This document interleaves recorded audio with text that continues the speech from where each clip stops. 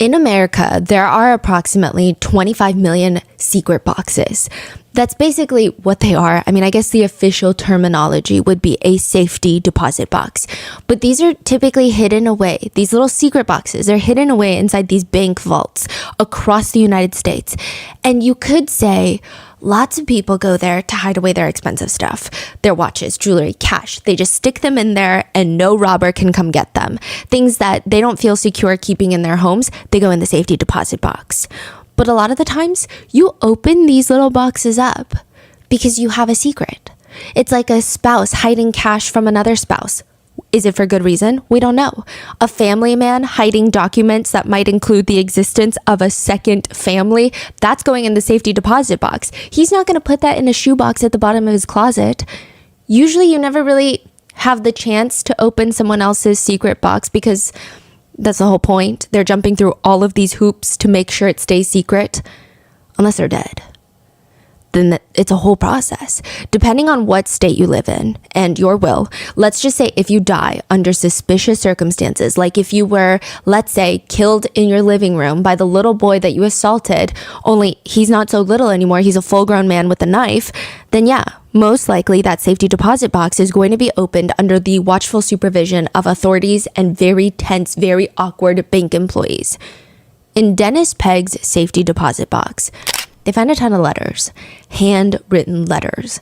None of the letters are particularly insightful. He doesn't spill all of his secrets to confess anything, but the letters are really creepy. First of all, he wrote these letters 10 years before he dies while he's a relatively healthy, slightly middle-aged man. Typically, men of that age are not fully estate planning with handwritten letters to everyone that they deem special in their lives. And the letters themselves are strange. They all contain variations of the phrase, "Pray for me if you can," which if they're reading his letters, he's already dead. And "Forgive me for my faults. I've forgiven you for yours. You were always like a little special son to me or a little brother to me." It's just letter after letter in that safety deposit box, most likely written for his victims. Victims who, after their abuser is dead, will be delivered a handwritten letter asking them to pray for their abuser. In part 1, we went over the night of the killing where Clark, after 33 years of not doing anything about Dennis Pegg, his abuser, when he was 12, he decides he's gonna do something now. He goes to Dennis Pegg's house after 30 plus years. Dennis sees him at the front door holding a hunting knife that, ironically, Dennis taught Clark how to sharpen. And all he says is, "Hey, how are you?" Clark is slashing at him, slitting his throat, stabbing him countless times, and then finally he spits on his bed before walking out. Clark's mom tries to help him get away with murder. She's like, "We gotta go on the run." But he decides he's gonna stay. And that is when the police come for him. They arrest Clark, and now he's going to prison where he's gonna be placed in the cells with the types of people that he hates the most. I mean, one of them that he's already killed. Those are child predators. In part 2, we're going to cover Clark's time in prison, how he survived, all the strange details about what it means when your fellow cellmate keeps flushing his head down the toilet, and how Clark is now a free man. We also go into depth about what happened to his brother, another victim of Dennis Pegg who ends up being killed by Dennis, and what even happened in those 33 years between Dennis Pegg abusing Clark and Clark killing Dennis for what he's done. Why did the FBI come to find Clark? How does he get involved with the mob, the mafia? Also, the fact that Dennis Pegg has likely close to 100 victims, including his own grandnephew who self-exits soon after Dennis Pegg's murder, and somehow throughout all of this, the one person that Clark cannot stop thinking about is a woman named Lisa. So what role does Lisa play in all of this? This is part 2, the final part of our interview with Clark Fredericks. All of those questions will be answered in this part of the episode, but there are still so many details and stories that Clark has to share that you can find in his memoir, Scarred, or by following him on his social media and by checking out his podcast. So with that being said, let's get into part 2. You've been reached out by the IRS, the FBI, and Homeland Security? That's correct. Were you counting cards? I studied counting cards, but I found it to get a little distracting. This is going to sound weird. Okay. You know, I would go to the casinos and I would walk the casino floor and I would get a vibe for a table. And I'd be like, this is the table. And I'd just get a feeling for it. And I would gamble, and I would get a feeling like, all right, it's time to up your bet. And I had an unbelievable, like, 4 or 5 year run in the casinos that was just astronomical. I'm working in the tire automotive field, making $700 a week. And I'm down in Atlantic City winning tens of thousands of dollars left and right. And you're just putting cash in your closet? In my briefcase in my closet. This goes on for how many years? This was a distraction from my pain. Yeah. And it's not like it's not like I consciously said, I have trauma from being abused as a child. I need to gamble to distract myself. Yeah. It was just, I'm uncomfortable. I feel uncomfortable. It's my trauma in there making me feel uncomfortable. But I feel uncomfortable, and I need something to distract me from that uncomfortable feeling. I need pleasure. I became a pleasure seeker. Don't address anything. Don't ever go inside. Let's just seek pleasure our whole life, whether it's drugs, gambling, whatever it may be. Seek pleasure. So that's what I was doing with gambling. Like, what is the most you've lost? Most I lost was $75,000. And do you feel it in that moment? Like, I just lost $75,000. Oh yeah, you can't sleep. It's just acid is awash in your stomach. Mm-hmm. But again, the high you get from losing is just, it distracts you from everything, just like the high from winning. You start by reading books about gambling, and then somehow you end up being very superstitious. Yeah, I mean, I went down there just on a whim, like Okay. bored with life, and won 1,700. Went back, won 2,200. But I was getting yelled at the blackjack table because I didn't know what I was doing, but I was still winning. So I'm like, I'm not going to go back until I know what the hell I'm doing. And I would always hear all this screaming at the craps table. It sounded like a blast. So I had no idea how to play craps. So I took like 6 months. I got 5 deck of cards. I read all these books on blackjack. I read books on craps. I would throw dice in my room. I would play all the hands of blackjack. I'd pick which one I am and see how it would affect things, my decisions. And I did that for 6 months until I felt comfortable to go back down. And then just like, boom, like 17,000, 28,000, 30,000. It just went boom, boom, boom, boom, boom. Is it true that, like, if you win or lose, you could blame it on the fact that you stepped on a crack? Like, is that, like, genuinely what starts happening, or? Those little quirks didn't start right away, but as you start winning more and more and more, you start thinking, all right, what did I do? Like, all right, I better not step on any cracks. like I don't even know where it came from. Like, it was just like, boom, like, all right, what did I do in the days leading up to going to the casino? Like, oh, when I went up the stairs, I jumped that second stair, and then that, like I skipped 2 stairs there. So like, then I would have to go up the stairs a certain way. And then I couldn't step on any cracks on pavement. Like, and then, like where they paint the blue handicapped spots with the wheelchair, I'm like, that's bad luck. Don't ever step on that. And then when I would get to the casino, there was a whole other ritual, like for rolling the dice. It would, I would have to tap it a certain number of times, and in my knee, I would have to hit the table with my knee a certain number of times before I could roll the dice. And it was like, it just started getting more and more and more and more insane. You start at the casinos, but then you get involved with the mob. Yeah. Another brilliant decision.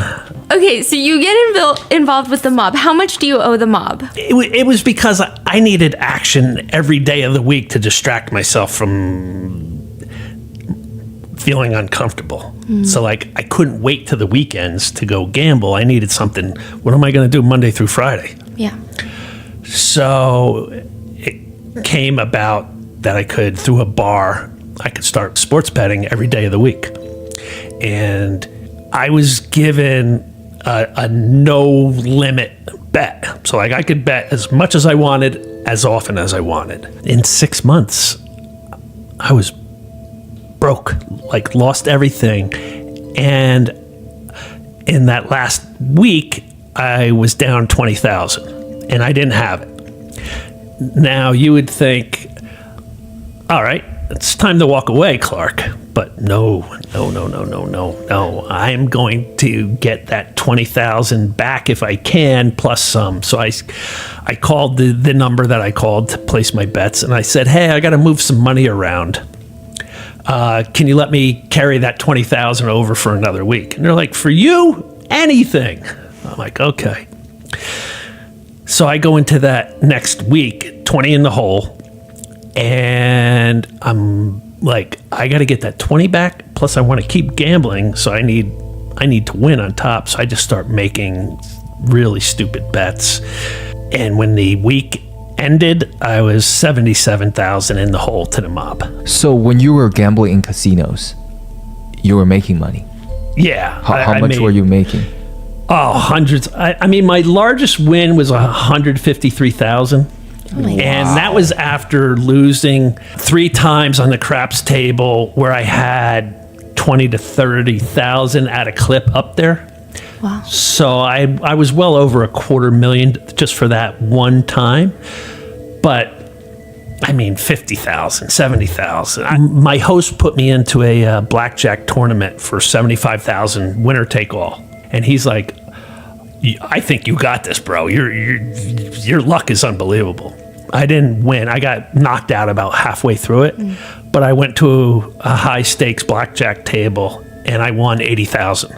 So like I won more than what the prize was. So then you were like, okay, I'm gonna do this with the mob, and then you're down 77,000, and now the mob is trying to kill you. The mob is threatening me, threatening my life.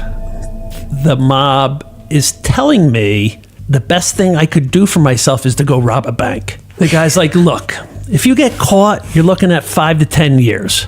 You'd be a hell of a lot better off doing 5 to 10 years than what we're going to do to you. And they're calling me every day. And this was like a constant, dude, you got to go rob a bank. Like, what are you waiting on? Go rob a bank. Maybe you'll get away with it. You can give us money and hold us off.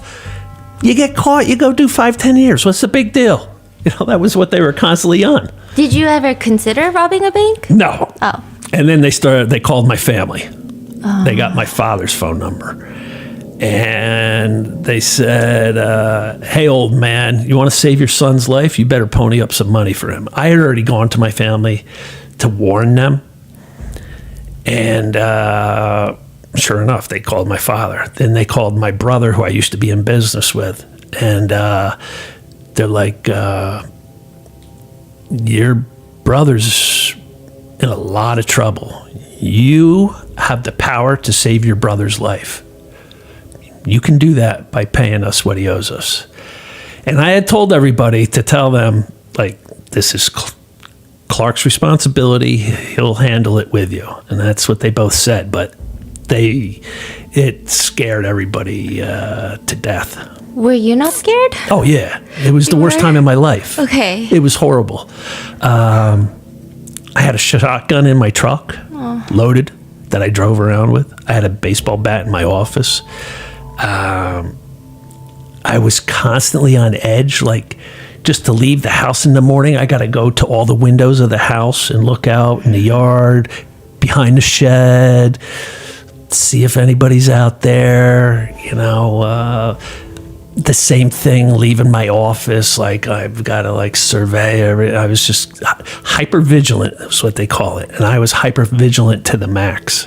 So the mob is as scary as they're depicted in movies and books. Like, they're intense. Yeah, it was just angry, threatening phone calls almost on a daily basis. And I wasn't trying to like get out of them. I wasn't trying to weasel out. Yeah. But I told them the only way I could make good on this is to set up a payment plan. And what I really could afford was $500 a month at the time, because I had I had a lot of debts to casinos. Casinos would all let me have, markers, $20,000 markers in them all. So I had all these markers I owed, and credit cards were maxed out. And so I'm trying to juggle everybody. So I told the guy, I can do $500 a month. And the guy went absolutely bananas. And he's like, $500 a month doesn't even cover the juice on $77,000. Like, you're out of your mind, bro. So it was a horrible time. And then I get a phone call after months of this, and it's them, and they don't ask for money. They just say, "You're a dead man," and click and hang up. And then a couple months goes by after that where I'm completely like on edge, like can't sleep. You're always listening for every little sound. Like, is that somebody out there? And I get a call. At this point in time, we had 2 Tire Automotive Centers. I had one and my brother had one. And I happened to be at my brother's store one day, and his office manager came in the back room and said, "Hey, there's a phone call for you." I'm like, "Who the hell's calling me over here? Nobody knows I'm here." He goes, "I don't know. They asked for Clark."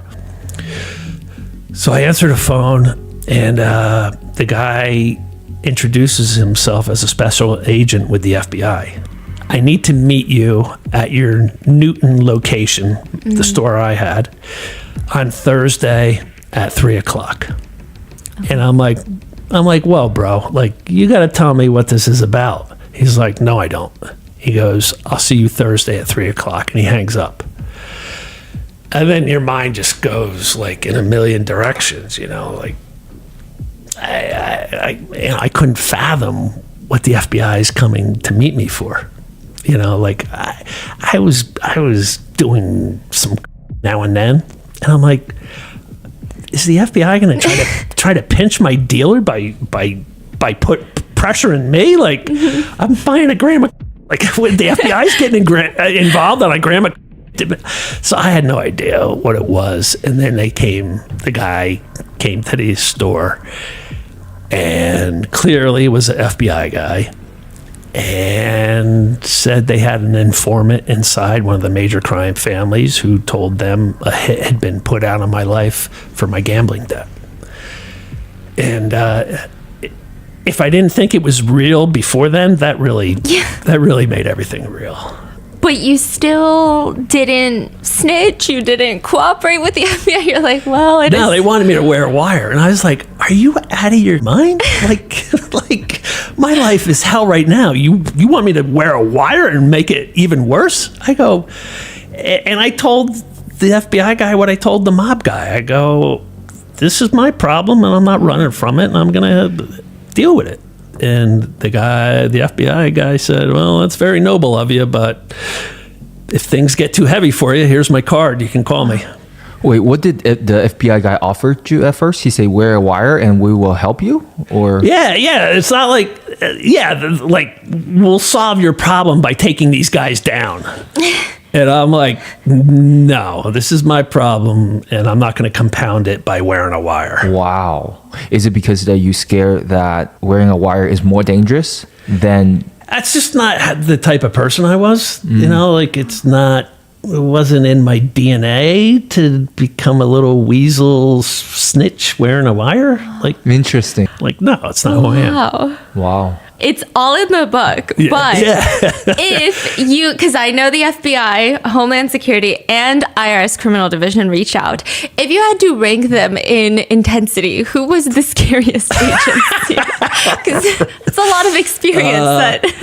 Division of Homeland Security, I'd say, is at the bottom. Yeah, that makes sense. Boy, the FBI and the IRS did a full audit on me. They thought I was money laundering because I was putting in all this cash from the gambling winnings into my bank account. That was a nightmare doing. You didn't just tell them you're that good. They're like, no, we don't. Well, that's what I eventually got to that point with them. But there's laws for trying to skirt the $10,000 notification rule. You know, dummy me, like somebody said, oh, if you put in under $10,000 deposit, it doesn't get recorded or notified. So I'm like, oh, cool. So 9,800, 9,700, 9,600, 9,700, 9,800, 9,200, 9,400, 9,800, like nonstop. And then that sets off all the red flags. And so, yeah, that was a nightmare too. So IRS or FBI, who's scarier? I think when you're told a hit's been put out on your life and a confidential informant, that's the top of the list. Yeah. That's like in your 30s. But it does seem like after everything that Dennis did, there were signs in your childhood where a lot of psychiatrists later say it seemed like you're crying for help, like trying to get help in a way. Playing with fire, is that one of them? Yeah, I became a little firebug. What is it about fire? Because I see that a lot in a lot of cases. Yeah, I think it has to do with control. And it's an outlet for anger from what happened. So you're just like lighting matches, or are you lighting things on fire? Yeah, I lit our house. We had this screened in patio bar area out back, and I lit the corner of that on fire, and like guys happened to show up that were going to be painting the house, and like the screened in porch things on fire, like it had been smoldering overnight and caught on fire when they got there. And we had a huge backyard and raked the leaves into a pile where the swing set was, and you'd swing off into the leaves. Well, I just took a can of gas all over the leaves and set it on fire, and this big fire exploded. And these are big fires. Okay. So yeah, and then another sign of abuse is shoplifting, and I got caught shoplifting, and it's the same thing. It's an outlet for anger and pain. It's a control issue.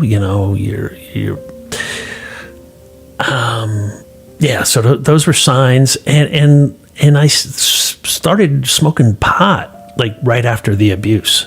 12 years old, started smoking pot, drank heavily in high school, got suspended for coming in drunk, got caught on a class trip to the Jersey Shore, drinking on a bench with two other buddies, and the chaperone teachers come up behind us and like, seriously guys.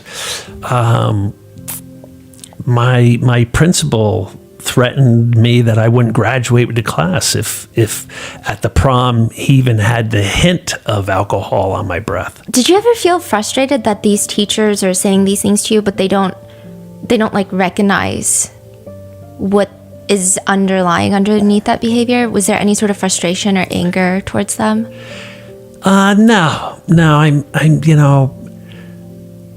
there was a thing with the essay I wrote, which is unbelievable. I would hope that times have changed. And your audience, in the book, they'll see this essay I wrote, and I put a lot of stuff in there in this essay that was. It just screams, I've been abused, like I need help and I've been abused. And the teacher gave me an A and said, use more paragraphs next time. So like if you see a sudden change in behavior in a younger person, there's a reason why, like shoplifting, fire, weed, drinking, getting suspended, getting detentions, getting caught on class trips, getting threatened by the principal, like writing this essay that screamed, I need help. And I don't know if it was a sign of the times, but it was all right there. And, nobody picked up on it. What's interesting about your case is that, because I know there's a lot of cases where maybe victims family and parents are not as involved in their lives and they might be missing a lot of the larger signs. But it seems like your dad was picking up on these signs and he asked you multiple times. Yeah. And you never told him No. what happened. And I really, like, you know, I've been asked, you know, if I have regrets in life, you know, like, do I regret owing $77,000 to the mob? Do I regret doing drugs? Do I regret, you know, like, really the only, and it's tough to have this regret, but I do have this regret, you know, like being a young boy and lying to my father when he asked me if Dennis Pegg ever touched me. And I just couldn't. The shame is there and the pain is there. And my parents viewed me as the golden child for surviving this operation. And I just didn't want to become now the abused son who's tortured inside mentally, you know? So I just told my dad, no, he never touched me. Around the time that your dad starts asking you if Dennis Pegg ever touched you, there were some other kids that were talking about it. Yeah, that's how it came out. And nothing happened. All right. Now just picture this. You have a 260-pound hulking lieutenant at the jail who's waiting out in the parking lot for young male inmates to get released so he can take them home to his house to mentor them. I'm a mentor. I'm going to give you a safe environment. You come live with me. We'll get you back on your feet. In the middle of the night, he would pounce on these young male inmates. Some ran away. Some didn't. Some probably froze like I froze. But the ones that ran away in the middle of the night in Stillwater, Stillwater is just like a little tiny rural town. And they would hitchhike. And when they would get picked up, they would tell the people, like, I just got out of jail and this guy told me he would give me a safe place to stay, to get my feet back on the ground. And in the middle of the night, he's in my bed trying to do stuff with me. And it spread like wildfire around Stillwater. And that's where my father sat me down, said, did Dennis ever touch you? The first time he sat me down was probably a year after so I was probably 13. The second time was when a waitress in a donut shop told my father over a cup of coffee that her son, who was a classmate of mine, same grade, from Stillwater, in the Boy Scouts, had been by Dennis. And my father came home after she said that, and this time he said, before you answer me, I just want you to know you'll never have to go to the cops. You'll never have to testify in court. I'll take care of Dennis myself. Did he ever touch you? So is my father saying, I'll kill Dennis? That's how I took it. And that's way too much weight to put your teenage son under. Like, as tempting as it was, like, I was tortured over that for a long time. Like, man, do I tell him? Do I tell him? Do I tell him? I want Dennis dead. Yeah, Dad could kill him. Dad could kill him. But then what if it goes wrong? What if Dad gets killed in the attack? Then it's my fault for telling him. What if Dad goes to prison for the rest of his life and I'm without a father? That's on me because I told him. So now I can't tell him. No, I can't. And I didn't tell him. Do you think your dad would have? Yeah, because there's something later on in the book my dad told me on his deathbed, and that just confirmed that he would have done it. How do you feel that it was you that killed Dennis rather than your dad? Yeah, nobody's ever asked me that.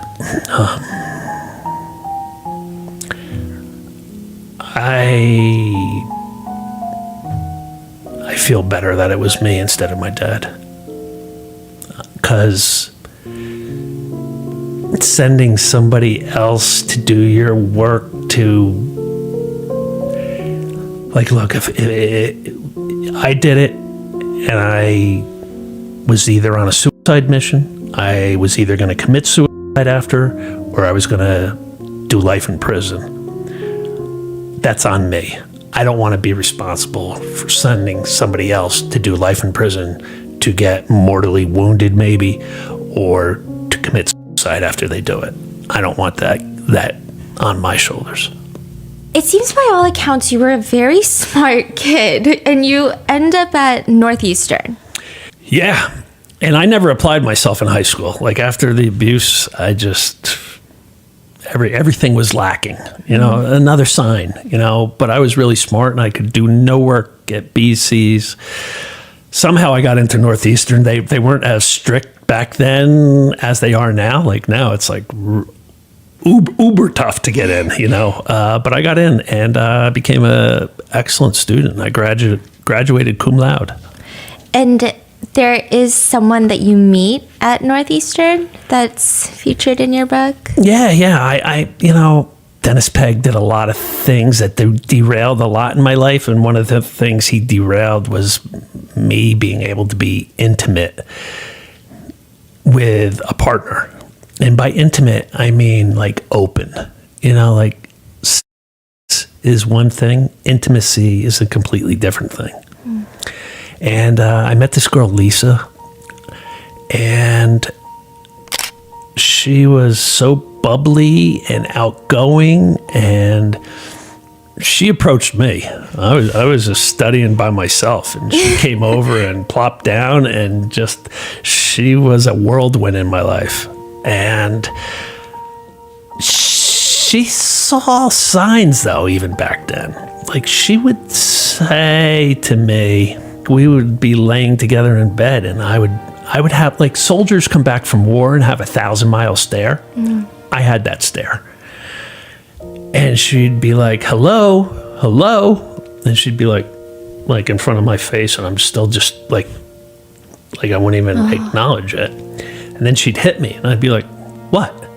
She's like, where are you in your mind right now? Like, you are not present with me.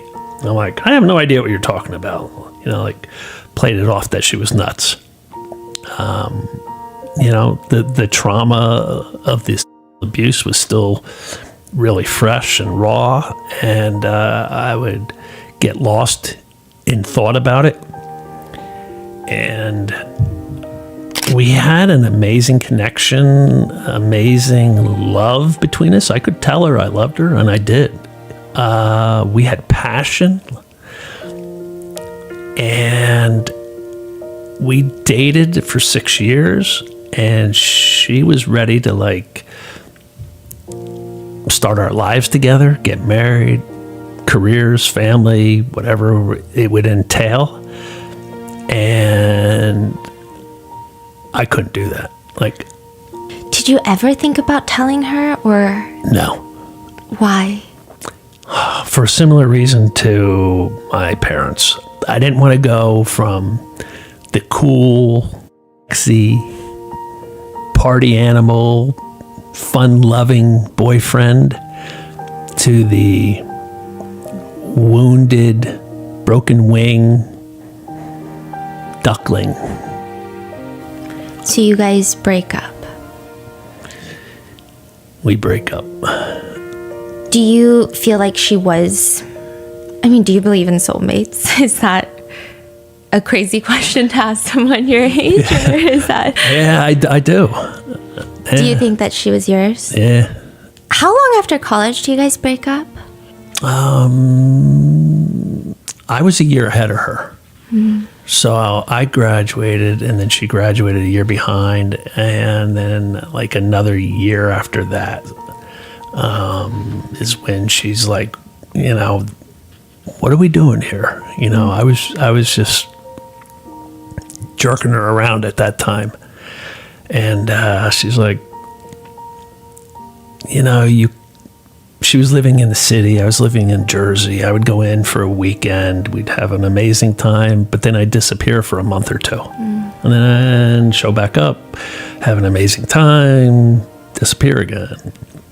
And she's like, every time you disappear, you're breaking my heart. Like, what are you doing? And she's like, are we going to get our act together and get going on life together or not? And I go, I can't do that. Like, everything is subconscious with it, with abuse. It was just like the thought of getting married, being tied down, scares me to death. It makes me feel really uncomfortable because being tied down and scared to death is how I was in that guy's house. And I'm feeling trapped, and I felt trapped in that house. So just that trapped feeling, I can't feel trapped. I don't want to feel trapped.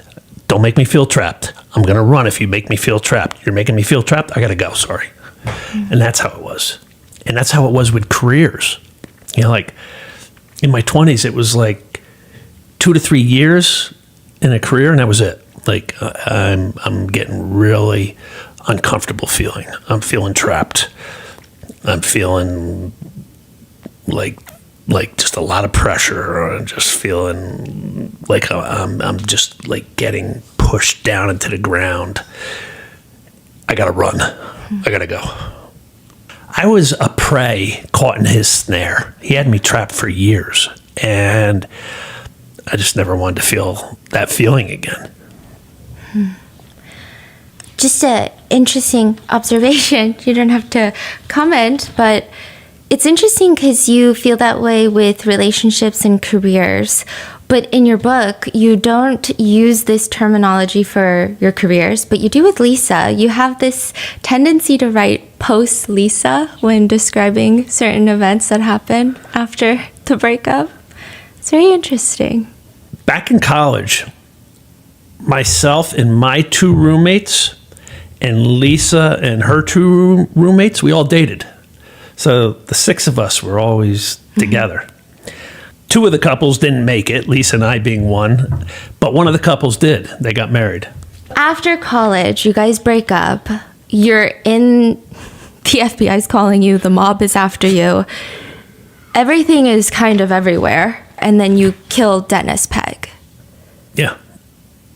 Like, in your darkest time, you never thought, like, maybe I should reach out to her? Constantly. Over the decades, constantly. What stopped you?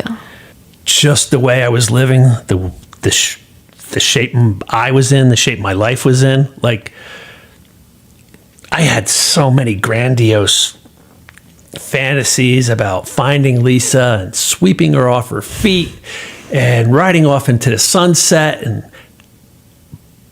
But I've got the mob wanting to kill me. Like, I'm really going to bring her into that. I'm going to go find her, sweep her off her feet, ride off into the sunset. But I'm addicted to drugs and alcohol. Really? I'm going to bring her into that? So you don't... So there was never a good time. I talked myself out of it. I would talk myself into it, and then I talk myself out of it. So you don't not reach out because of you. You don't not reach out for her. Like, you don't want to bring her into these things, so... Yeah, I don't want to hurt her all over again. Like, I knew I hurt her back in the day, and I cared so much for her, I didn't want to do that again.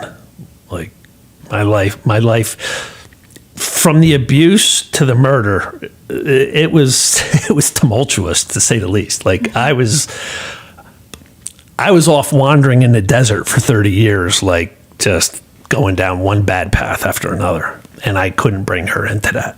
So now you're in jail. You're facing life in prison after the killing. You're withdrawing from drugs. You have a hole in your hand. I mean, what are your options? To plead insanity? Like, do you have any options at this point? What's going on in your mind the first night in jail? Well, they put me in the suicide cell, yeah, which is exactly where I needed to be. Do the lights turn off in there? No.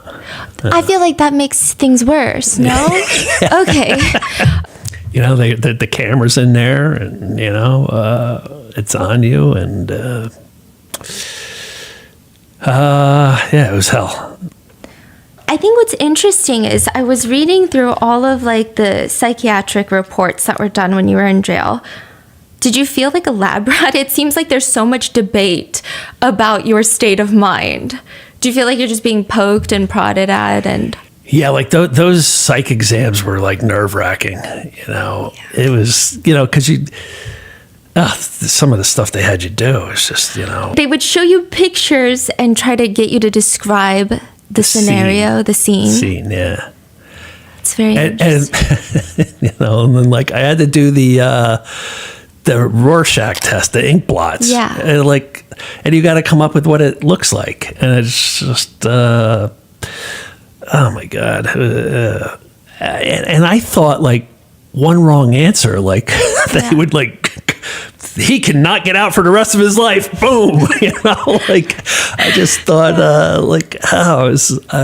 and the pressure you put yourself under to try to answer things right, that just makes it worse. Cause then you're like, and like 500 multiple choice tests. Like, boom, you gotta take this 500 multiple choice test. Like, and they ask you the same question in that multiple choice test 4 different ways, seeing if you, like they'll reword it, but it's the same question to see if you answer differently, you know. It seems like you were honest. I don't know. This is one. So you were shown a picture that is not provided, but you say that it appears to be a man who's pulling away. She's trying to hold him and talk to him. Maybe he drinks too much and has anger problems. So it feels like you took these tests very seriously. Like it doesn't seem like you were trying to answer how they wanted. Almost feels like I'm talking about Lisa and I. Yeah. When you get to prison, eventually, you have to carry around a file so that if someone accuses you of being a pedophile, prisoners will show their file. Were there a lot of pedophiles getting beaten up in prison? There's a lot of fights, but it wasn't necessarily the pedophiles getting beaten up. Believe it or not, the prison likes the pedophiles because they're the snitches. So like they use them. That's so interesting. To be snitches. So like they, you know, like they hate what they did, but they use that against them to get info out of them. So on the unit I was on, I was told by my therapist that 2 out of 3, I was told 1 out of 3, closer to 2 out of 3 guys on my unit was there for a crime, mostly involving children. I was like, are you kidding me? And I'm like, oh, yeah. And then, you know, I was told, you know, one of the guards told me, like, oh, yeah, they're our snitches for us. You know, like, they give us all the dirt on guys. If you hear about a pedophile that gets beaten up in jail, did you feel anything? Were you just like... Well, in the county jail, the tier I was on was not supposed to have any. And yet, somehow, I was told by paperwork getting mixed up, they kept putting pedophiles on my tier in the county jail. And the guards in the county jail hated the pedophiles. The pedophiles in prison, they use them. In the county jail, they hated them. And they would come up to me and be like, that guy that just came on, he's a kitty toucher. So like they would be like egging me on to like do something. But that would have made your life exponentially harder as well. Yeah, and I was cognizant of like, what will that look like to go to trial, to go to sentencing, and all I've been doing my whole time here is beating up pedophiles. Like, how could they possibly release me then? But I would tell them, myself and another guy would go sit down with them. And I did this a couple times early on, and then I just let 2 other guys down. And we would just say, look, man, we got word that you're a kitty toucher. You know what they call them in there? I don't even know if I put it in the book. I don't think so. Tree jumper. Why? Think of the guy with an overcoat on, hiding behind a tree, and then a little kid walks by, and they jump out and open their overcoat. Tree jumper.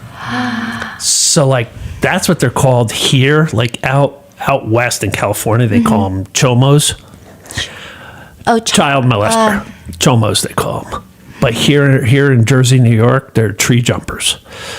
And sort of, the guards would either say kitty toucher or that's a tree jumper. And we would just be like, sit down with them at a table and be like, look, bro, we're told you're a tree jumper and you got to go. You got to hit the button. You could go over, there's a button by the door and you press the button and the guards would be like, what do you want? And you say, I want to check in.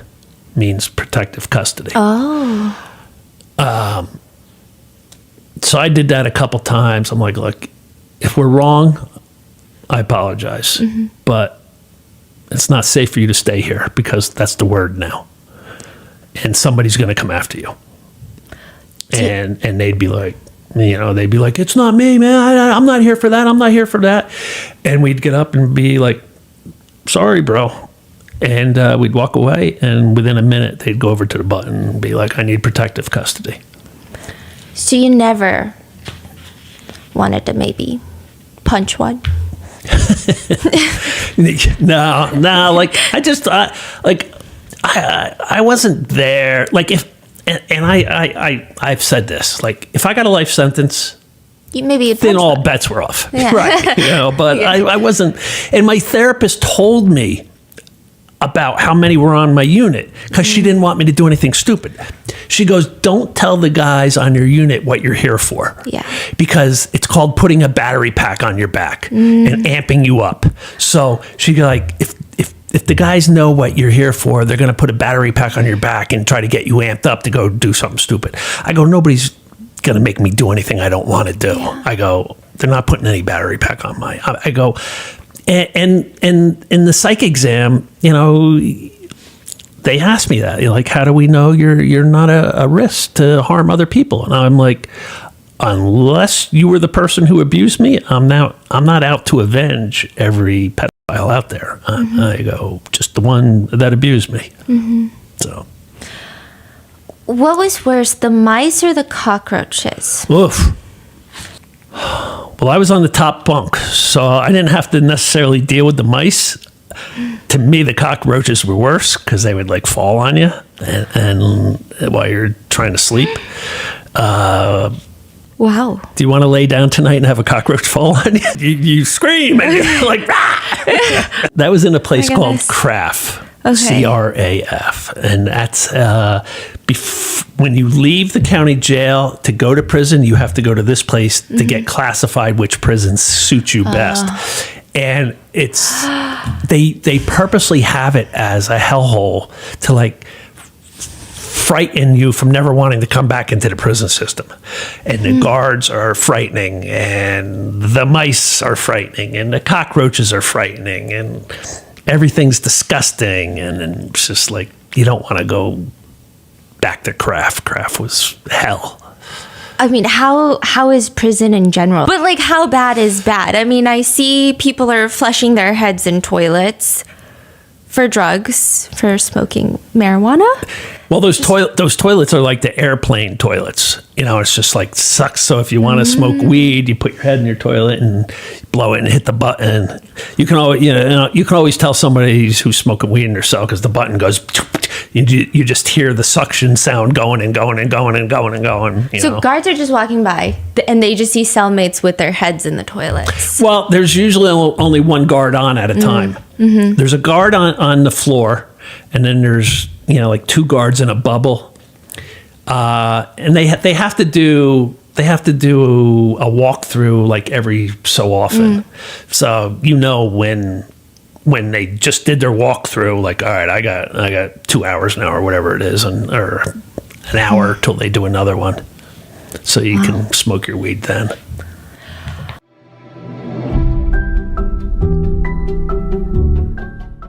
warm weather, vacation plans, backyard barbecues, and endless possibilities, good and bad. You know, summer should be your escape from stress, your time to recharge and make memories. But summer can also be the peak season for life-changing accidents. A pool party at your local community pool can end in a nasty slip or with you face to face with wet concrete. I've been there, I've done that. Music festivals, beach outings, sporting events, even pickleball, recreational pickleball can be dangerous. Anywhere people gather to celebrate summer, accidents are waiting to happen. That's where Morgan & Morgan comes in. They have over 1,000 attorneys nationwide to help you get back on your feet and get your summer back on track. They've recovered over $25 billion, billion with a B, for their clients nationwide, and they don't back down when it matters most. One recent client received $29 million after being offered just $500,000. I mean, there's a reason they're America's largest injury law firm. Hiring the wrong firm can be disastrous. Hiring the right firm could substantially increase your settlement. If you've been hurt this summer, you can check out Morgan & Morgan. It's free unless they win. Just click the link in the description below or visit forthepeople.com/rotten. That's forthepeople.com/rotten, or click the link in the description below. This is a paid advertisement.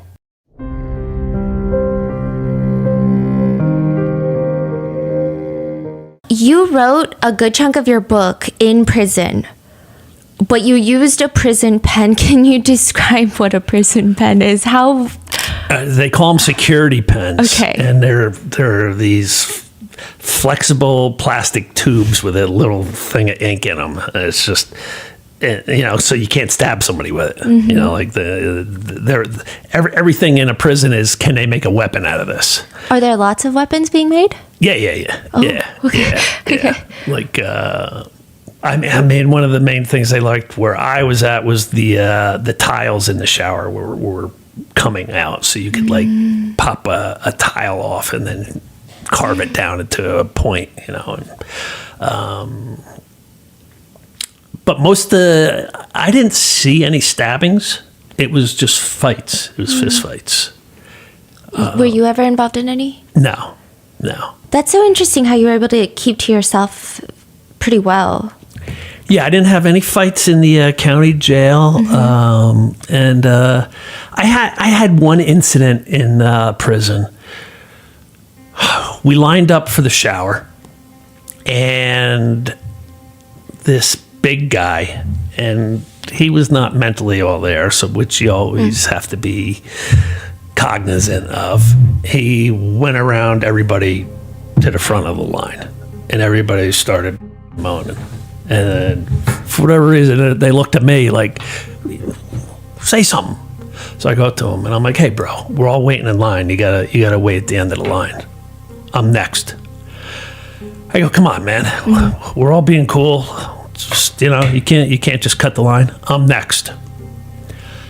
So now, do I want to fight and go to the hole over this guy getting in front of the shower? So I just said, whatever, bro. You know, like it wasn't worth me getting into a fight or going to the hole over a guy cutting in line of the shower who has clearly some form of mental illness. How bad is the hole? Have you been to the hole? Never been in the hole? No. You've heard of the hole? Yeah. Does it seem bad? Yeah. Yeah. That was a dumb question. Yeah, that was fair. Like, I mean, I was in a suicide cell for 4 weeks. That's bad. Really? That's like Okay. the hole. You get nothing. You get no book. You know, you can't get commissary. It's just misery. You don't get out. How long did it actually feel to you? The suicide one? The 4 weeks. Yeah, that was long because the suicide cell was right next to the intake, so people would be coming in like drugged out, off the wall, loud, screaming, wanting to fight the guards. There was women that were wanting to fight the guards, spitting on them. Always commotion. There's other suicide cells there, so you got guys screaming all hours of the night. it's cold, it's freezing at times. It was just miserable. So it did not make you less suicidal.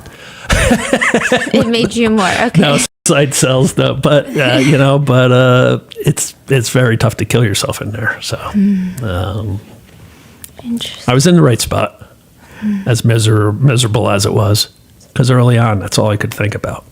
While you're there waiting to figure out what happens, I mean, there's a lot of discourse on whether or not your charge should be dropped to manslaughter. There's a lot of back and forth with the prosecutors. But one of the main things that keeps happening is more victims come forward. Yeah.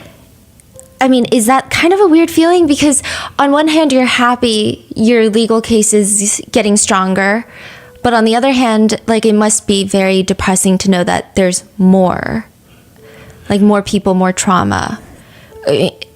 Or did you feel, in a sense, like maybe we can, in a sense, get through it together? Maybe this is some closure for people. What was that feeling like? Yeah, well, I mean, early on as a kid, you think you're alone. Mm-hmm. You think you're the only one. Later on, my lawyer's like, between the state police, the prosecutor's office, my office, we're taking so many calls about victims. You know, he even said at times it's hard to keep up with. You know, that it hurts, but it also helps your case. You know, like, it corroborates what you did wasn't just being, drunk looking for a thrill kill, you know, like some idiot said. It's tough to, like, know that you need other people's pain to come forward to help you, you know. Yeah. But hopefully it would help them to, like, speak out, because that's the only way you can heal, is to speak out. You said, like some idiot said. I had the article from the idiot. Okay, I'm going to read snippets of this article, but I do have questions later because... And I don't know if we should use his name. I don't even want to give him... He's deceased. Yeah. Who, the guy who wrote that? Yeah. Ernest is dead. Really? Yeah. I know. We did share a little chuckle over that one. Yeah. Okay, read away. Yeah. Wow, that's unbelievable. I'm not supposed to mourn, am I? Wow, you just blew me away with that. Holy smokes, you guys really did your work. His article is crazy. That? Yeah. And it's a very intense article. And I'm curious to know if you read it while you were in jail, but it reads, Dennis Pegg was the kindest, most considerate, and gentlest man to ever have graced the earth. I did read it. You did read it? Yeah, you get the papers in there. And I didn't read it at the time because I was in the suicide cell when it was written, but it was mailed in to me, and I read it. It is disgusting that certain lowlifes only now are coming out from under a rock to besmirch the stellar reputation of a man who can no longer defend himself. So a victim is a lowlife. Did you have any sort of, like, what was your reaction when you're reading these words? I know it wasn't right away, but... It hurt, like, to see someone speak so highly about a predator. Like, everybody heard rumors. Mm-hmm. This guy had to hear rumors too. But to discount that and build this guy up as something he wasn't, you can't rape little boys and do something good and just people focus on the good. No, you're little boys. Yeah. Like, any good you do is out the window. And yet Ernest wanted to just focus on the good. Wait, did we talk about who wrote this article?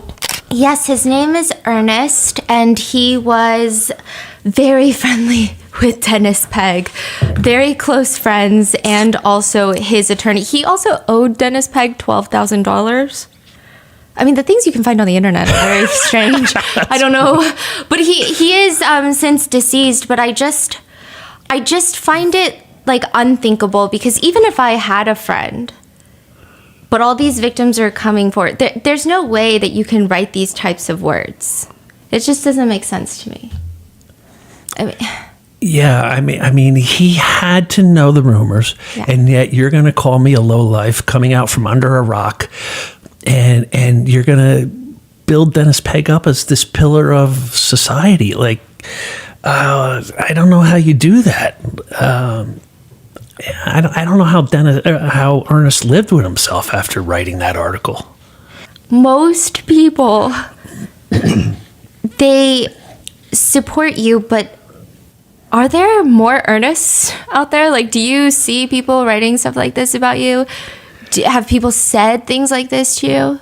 No, just the internet trolls. Like when I'll do something, you can't get away from them. Maybe you don't have them, but no, there's no escape. Yeah, but I'll get a, and I don't know what joy they get out of it.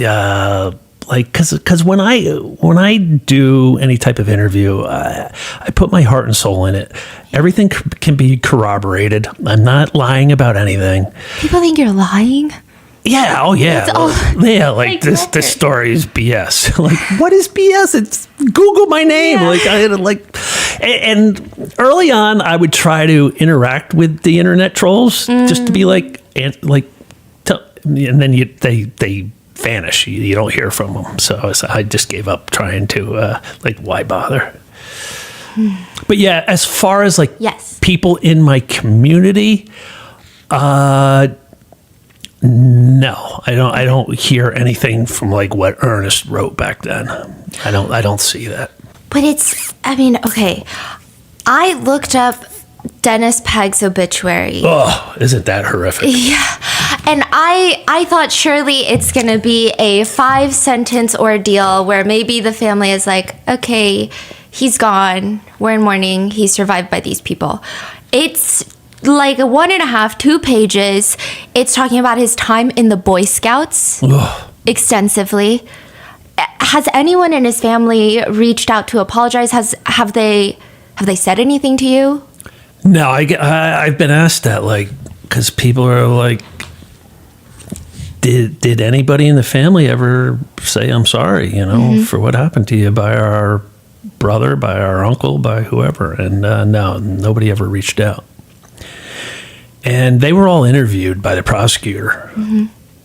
And not one person made mention of Dennis having a traumatic childhood. It's a falsehood that those abused become abusers. I had a therapist who worked in a diagnostic center for pedophiles. She said 100% coming in the door said I was abused as a child. They would give them all lie detector tests. 75% failed when asked, were you abused as a child? So they all use that to try to garner sympathy for their actions instead of just saying I'm evil and I do evil things.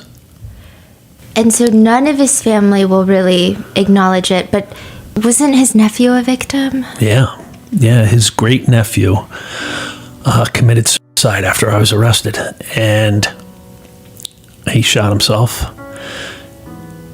And everybody I know, and I know people really close to him, said what a wonderful kid he was, and yet he took his life after my arrest, and they found actual images on Dennis's computer of the nephew.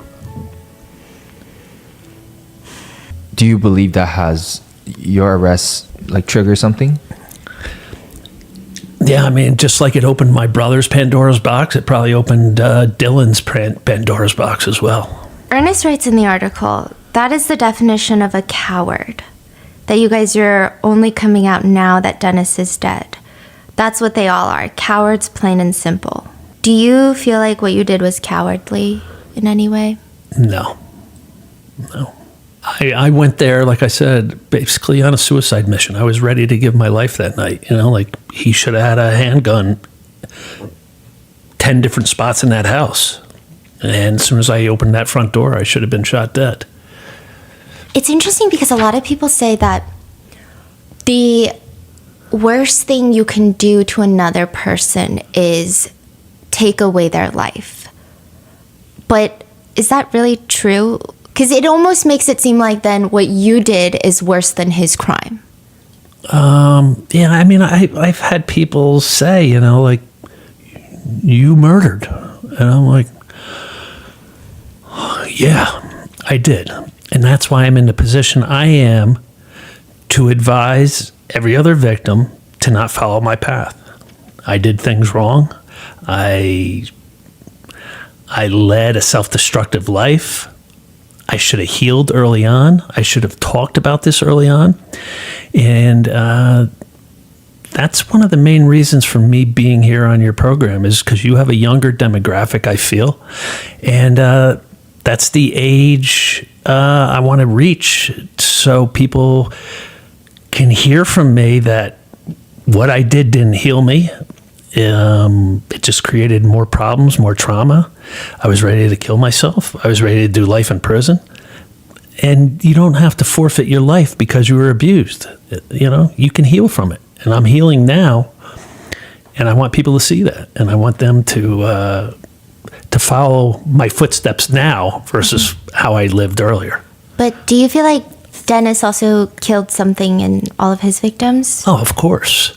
I had a former lieutenant of a police department who was a professor at Seton Hall, and he equated childhood abuse to soul murder.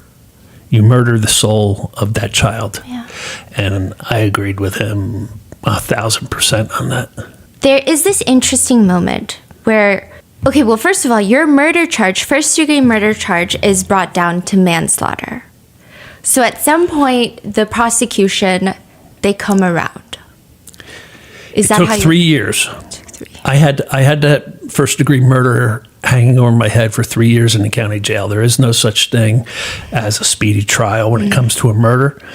And our psych eval from our side got delayed, and it got presented to the prosecutor just before that like a couple months before the 3-year mark. And in that psych evaluation is everything laid out, like the abuse, the murder. It's not like a whodunit anymore. And between all the victims that came forward and then reading that psych evaluation, the prosecutor offered me a plea deal to second-degree manslaughter. And second-degree manslaughter carries 5 to 10 versus 30 to life for first-degree murder. Okay, that is another thing that was so interesting. I feel like a lot of cases that we work on, the psych evaluations from the defense and the prosecution, it's like reading 2 different books from 2 different planets. Yours, we had difficulty being like, wait, this is the prosecution's psych evaluation. They're identical. Yeah. Yeah, it's amazing. Yeah. And what's really crazy is my defense came out of the prosecutor's psych eval. He came out and said, I feel passion provocation fits Clark perfectly. And he explained why. And passion provocation had never been used 30 plus years after the fact. Passion provocation is the husband comes home and his wife's in bed with the mailman, and he freaks out and kills one of them or both. That's passion provocation. This was being used 30 plus years after the initial abuse. And there's 4 factors to it, and he fit me into all 4 factors in the present day and how it fit. So like their side came up with my defense because we had initially come up with diminished capacity. There is this interesting thing in the book where they do say the problem, though, is that you're a decent human being. And so they say that's the problem, because now with the manslaughter charge, they're saying that you will have trouble living with yourself unless you pay a debt to society. Unless I'm punished. Do you agree with that?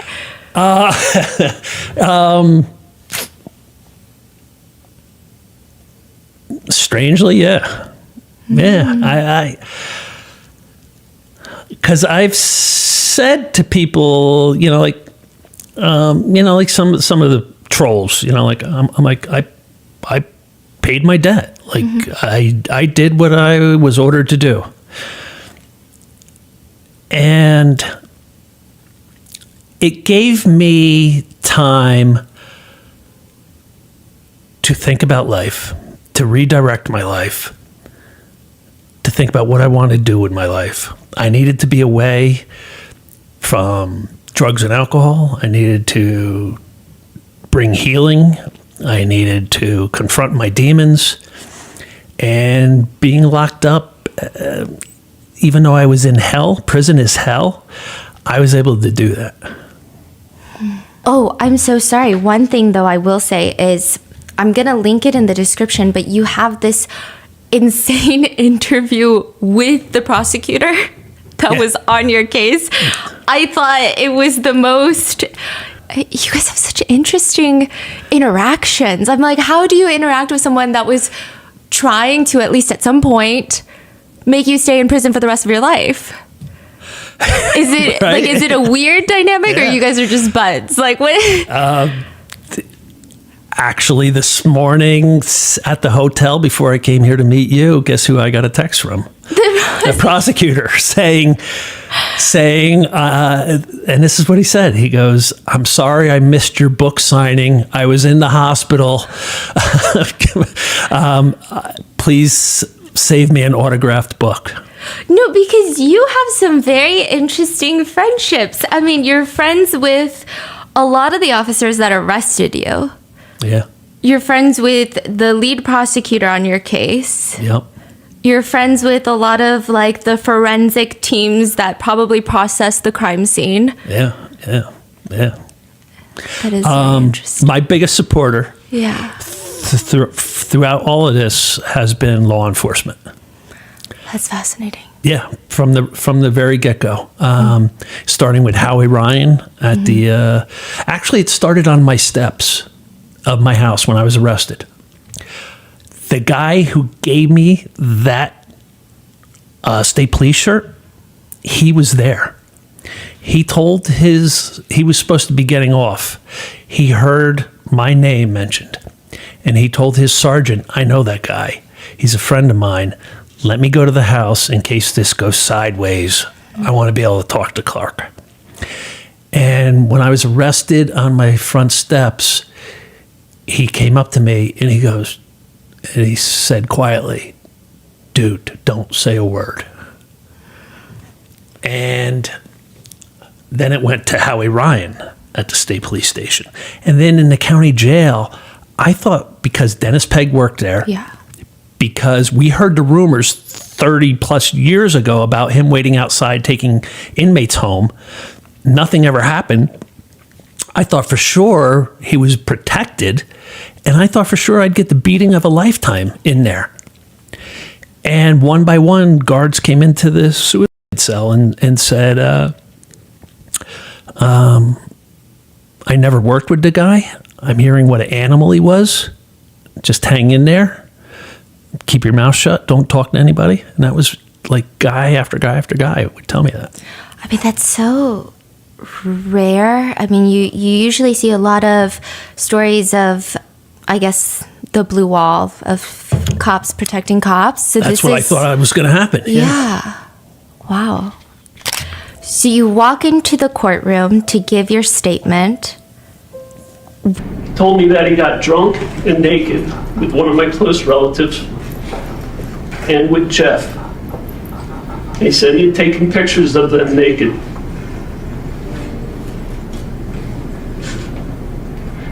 He showed me Polaroid photographs that he said he had taken of other young boys and men unclothed.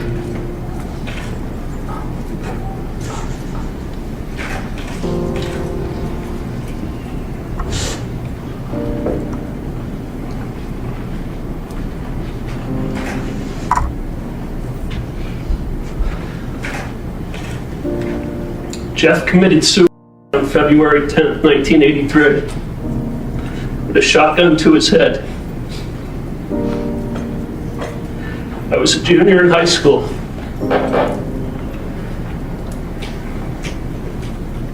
My brother Jay and I ran to Jeff's house after his sister Brenda came to our house covered in blood, crying hysterically.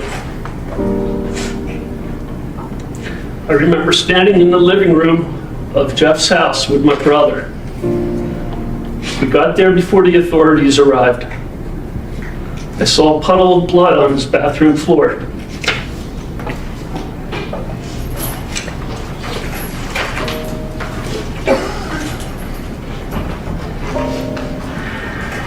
I will always believe that Jeff killed himself as a result of Dennis Pegg's abuse. As an adult, I visited Jeff's grave at least twice a year. Every Christmas Eve, I went to visit him.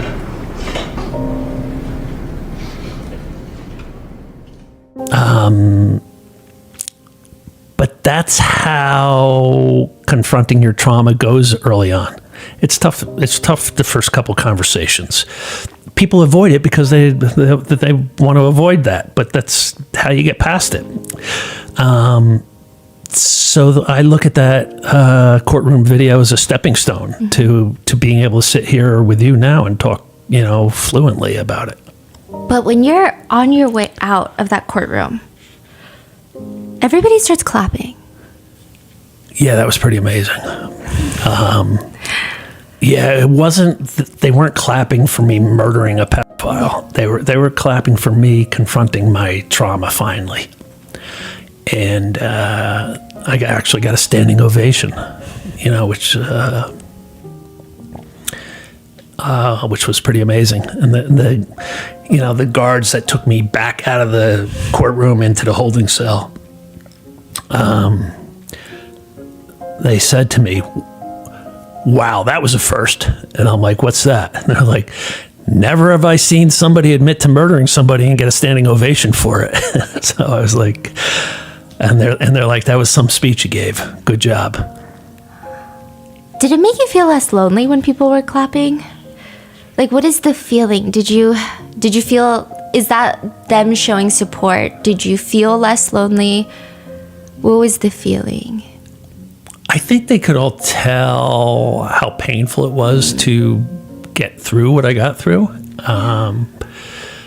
And when it comes to sentencing, I mean, it seems like the judge is in a kind of a tricky situation because it seems like there's a lot of debate about what's justice in your case of, okay, well, typically justice looks like X amount of years. But that doesn't really feel right in this case. But was there some sort of concern that if they didn't give you enough time that other people would start going out and taking justice into their own hands? Was that like a huge... Well, that was one of the things, that was mentioned. And my lawyer had me brace myself for the high end of the sentencing. Which was 10 years, correct? Yeah. Okay. He goes, I really can't see anything less than 8 years. He goes, I'd be... Just brace yourself for 8 to 10 years. He had put in a motion to sentence me to 3 to 5 years because if you have never been arrested, even though I had all those run-ins with those 3-letter agencies, I was never arrested. And he put in a motion to have me sentenced to a third-degree crime. And I had enough time in where, had the judge gone with that, I would have been released. But so he goes, all this motion that I'm putting in gives a wider sentencing range. And the judge, he took a lot of deliberation and he said a lot of things that got me like really excited. And I'm thinking of liberating Mr. Fredericks at this moment. And I know Mr. Fredericks only did what he did because of what was done to him. And then in the end, he said, I'm not going to go I'm not going to acknowledge, the motion for third-degree crime. I am going to sentence you to the minimum, 5 years, and I apologize for having to send you to prison for a single day. Wow. The judge gives me the minimum and apologizes for giving me the minimum. That's such a weird feeling. I mean, it's the same thing with Howard Ryan apologizing to you. I mean, Yeah. it's kind of, I wonder if it's a confusing feeling. Yeah, that's why I say I think everybody in law enforcement, look, a judge isn't supposed to have excommunicado communications outside of the courtroom with anybody. They're human, so he's going to probably hear rumors about Dennis Pegg as well. Yeah. And the prosecutor ran a dual investigation on what I did and what Dennis Pegg had been up to for his whole life. And it was obvious what Dennis was doing. Everybody knew. And it got uncovered. And, they don't want to justify what I did. They still wanted to punish me. And at the end of the day, I still had to do 5 years. It's no walk in the park. It's still 5 years. And, but I had the perfect storm. I'm in a little small town, a little small county with a monster who had a 45-year reign of terror, who everybody heard something eventually, except maybe Ernest Hemshot, who had his ears plugged. Everybody heard something about Dennis Pegg. And at the end of the day, I got the minimum. I don't think that's going to happen to anybody else. You're not going to get this type of perfect storm if you go do what I did. And that's why, and you do not want to try to heal from abuse in prison. Prison is hell. I am the rarity. I was able to do it. I was able to start my healing, getting locked up. But man, don't think you're going to follow my footsteps. Start healing now, and instead of following me to prison like I did. You don't want to do that. What was the first thing you did when you got out of prison? Very first thing, my niece picked me up. I'm very close to my niece, Kim, and she insisted on picking me up, and we went right to a diner. What'd you order? Oh my God, I had eggs, sausage, bacon, pancakes, everything, and just... Wait, do you not get... Okay, what was your prison... what do you eat in prison? Sorry. This is what... In prison, the food was tough. I ate 6 nights a week. I had ramen noodles and mackerel with hot sauce and honey. That's an interesting combination. And that was 6 nights a week. On Sunday nights, they gave you real chicken. They gave you a chicken leg. So I would eat the chicken. But the other 6 nights, I had ramen noodles and mackerel. Wow. So you go to a diner and you order everything. Yeah. Yeah.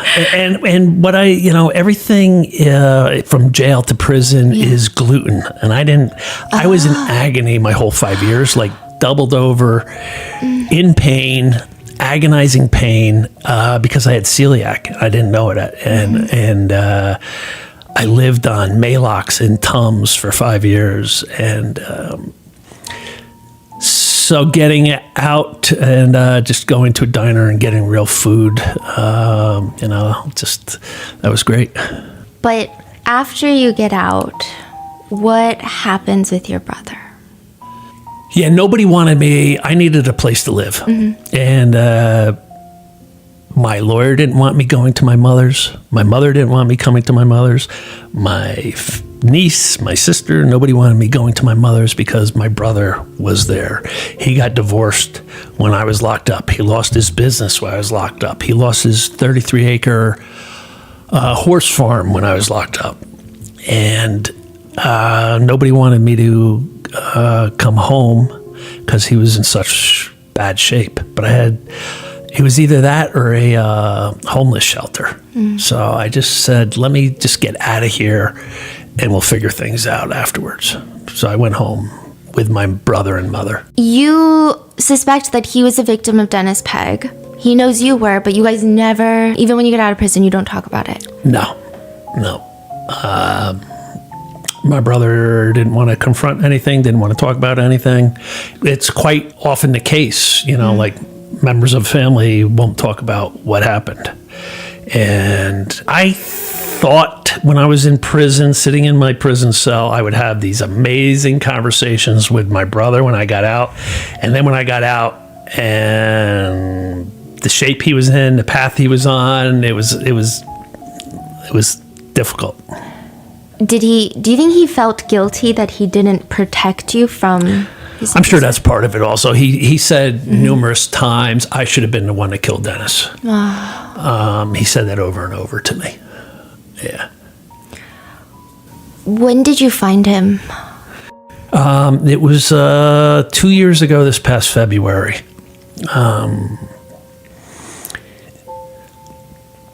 He was spiraling. He had gotten sober for 9 months, but he was like a dry brush ready to catch fire.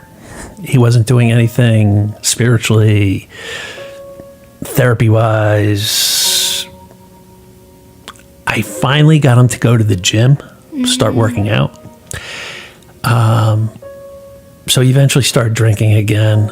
And even on his last day of life, I went to the gym and I said to the gym owner, was my brother in today? He goes, yeah. He goes, he wasn't feeling that swift, but he was here. I said, okay, that's a good sign. And I went home and his truck was in the driveway. And I went upstairs and there he was on the kitchen floor. And I thought he had killed himself. I thought he had shot himself, and I started screaming at him, how could you? And then I got closer, and there was no gunshot wound. And I called 911, and I started CPR. Have you drank? Have you done drugs? Nope. This past June, I celebrated 13 years sober. Wow. Was it hard? The first 2 years were in jail. And therapists will tell you 18 to 30 months it takes for your brain to rewire itself from the pleasure chemicals of drugs and alcohol. And during those first 2 years, here I'm facing life in prison. And I'm saying to myself, I cannot wait to see if I get out from under this life sentence so I can have a glass of red wine and a line of cocaine, because they went perfect together. And I would say that to guys on the tier that I was friends with. I'd be like, man, I can't wait to do a line of coke with a glass of red wine. And then sometime after that second year, it just like a light just like hit me. Like a meteorite came into my being. And I was like, are you out of your mind? Like, you can never go back to that. I can never go back to living like the animal I was. That died that night with Dennis, living that way. And I snapped out of it. That was it. Wow. And no gambling, nothing. No. Instead, it seems like you've been very busy changing laws. Yeah. What happened in New Jersey? What's going on there? There was advocates working for 15 to 20 years to get a new statute of limitations law. What statute of limitations law allows is for victims of sexual abuse to sue their abuser or the organization that harbored their abuser. Mm-hmm. We had the worst law in the country. Our law stated in New Jersey that at age 18, when you officially became an adult, you had 2 years to file a lawsuit. So if you got sexually abused at 8, 10, 12, 15, you're going to come forward at 18 to file a lawsuit? It basically was a dead law. Like nobody's going to do that. So our statistics said that people don't talk about their abuse until age 48 to 52 is the norm. So we championed a law that took the age up to 55. And what was really holding it up is we wanted a 2-year open window where when the law went into effect, a 2-year clock started ticking where anyone, no matter what age, the law went up to 55, but in that 2-year window, you could be 85, 75, 65, and come forward and file a lawsuit. And the Catholic Church were the ones fighting that law. At every hearing, their lawyers were there opposing the law, saying it would bankrupt the Catholic Church. They literally said, your sons and daughters' parochial school will go out of business if this law is passed. I mean, how do people maintain any court decorum and in that situation? I mean, it makes you want to scream in the courtroom. Yeah, it was...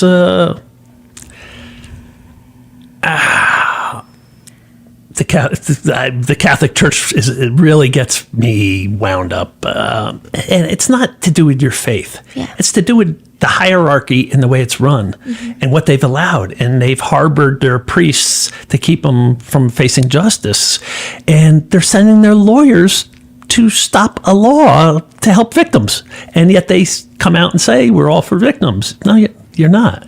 You're not. And so you spearhead that. What is it in New Jersey now? The law, we got it passed Okay. finally, unanimously. I worked for 2 years as an advocate. Oh my goodness. I had a lawyer say, your story's so over the top, maybe you can use it to sway some of the senators that are holding up the law. And that's what we did. We started meeting with senators, and 2 years later, it went up for vote. And it passed unanimously, and we went from the worst law in the country to the strongest law. So, victims have up until age 55 to come forward, so it gives them plenty of time to heal. And that 2-year window did happen. It went into effect, and it's something like if you told me back when I have a mob hit on me, that I'm going to work as an advocate and change laws, I'd be like, really? Yeah, you think so? I think you're delusional, Steph. But that's exactly what happened. And myself and every other advocate that worked on that law can go to their grave, knowing we accomplished something great. Have you been to Dennis Pegg's grave? No. Okay. No. I know a couple people who reached out to me and sent me private messages on Facebook saying they visited it. Oh, we had half a mind to go and spit on it. They did something a little worse to it. Oh my God. So you're Yeah. like, they did it. It's Yeah, fine. they got it covered for all of us. And people, if anybody's listening and be like, "Oh, you're talking bad. Yeah. You really did that to somebody." The guy was a monster. He wasn't Yes. a human. I've said that over. I can't stress enough. A literal devil. The devil. What more could you stereotype the devil as than what this guy was? Yeah. But there's no salvation for someone like that.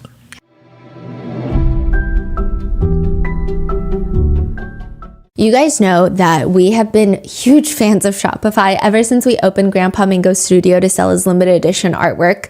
But now, and this is a secret between you and me and Shopify, we have a special project in the works. And like Grandpa Mingo's studio, we couldn't have done it without Shopify. I think I would have been so overwhelmed. It wasn't even a question if we were going to use Shopify or not for this project. They are the best one-stop commerce platform for your business, big or small, with the world's best converting checkout. Shopify's POS, which is their point of sale system, it's like the secret weapon to their stores with in-person checkout. I mean, you can start selling in no time with reliable hardware that's ready to go out of the box. Don't have a permanent store? You can also use it with their wireless POS software. You can easily sell at up pop-ups, farmers markets, art exhibitions, and more. I mean, design fast also with AI, choose a stylish theme, or build completely custom for full control. There is so much that you can do on Shopify, and it makes it so easy because all of these things sound complicated, but not with Shopify. And I have seen so many of you guys starting your own business. I'm telling you, give it a try.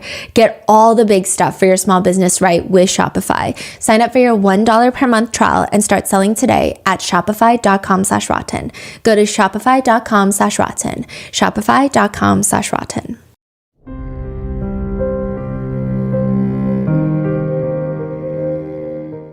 You did something interesting in prison. Where are you going with this stuff? I don't even know. You helped someone write a love letter. I helped a Spanish guy who was facing 10 years, and he had an English girlfriend, and he did not have command of the English language. And he asked me, would I write a love letter to his girlfriend about, how much he loved her, and please wait for him, and he'll be back. And did it work? I don't know. He got shipped off to prison, and that's the last I ever saw of him. So I don't In know. my mind, it works. Yeah. So no, I wrote letters for guys to their lawyers, to their public defenders, to the judge, and to their family members. I felt I needed to do stuff for other people to make myself feel better in that situation. Just like I needed to do good things because I was in such a dark spot when I was locked up. So I constantly did that. So you never wrote a letter to like a college sweetheart? Nope. Did you think about it? I did. And I thought I'll never get to see Lisa again. I'll never get that chance, to ride off into the sunset, swoop her up off her feet, especially early on when I was facing life for those 3 years. And then I never heard from her. And I'm like, all right, well, that's that. I mean, how often did you think about your college sweetheart? I thought about her my whole life. Like, she was inside my skull scratching.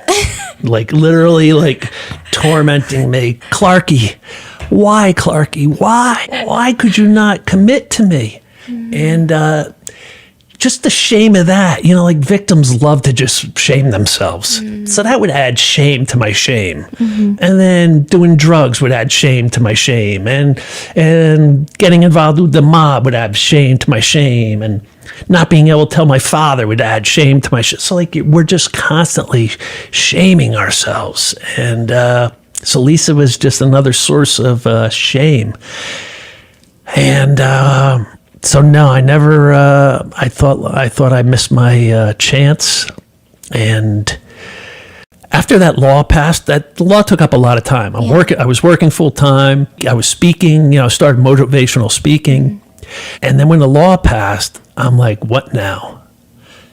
And I was working as a chef, assistant chef at a busy restaurant. I'm driving home late at night one night, and I'm like, I either want to get a pit bull or a girlfriend. Wait, this is a crazy multiple choice. So pit bull, girlfriend, pit bull, girlfriend. And I'm like, it's not fair to any girl I get involved with if I'm still thinking about Lisa. So you never stopped thinking about Lisa? I never did. And I'm like, to get into a new relationship, to get into any relationship, I've got to confront Lisa.